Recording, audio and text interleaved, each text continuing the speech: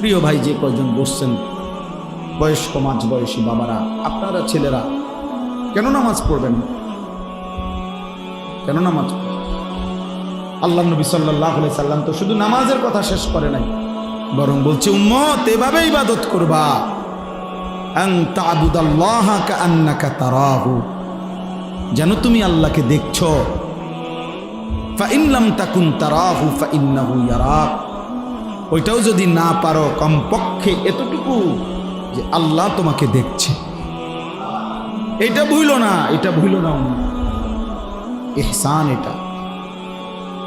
হাদিসে জিব্রাইল দিয়ে আল্লাহ নবী বলছে ইউআল্লিমুকুম দীনাকুম, তোমাদের পুরো দিন শিখালো।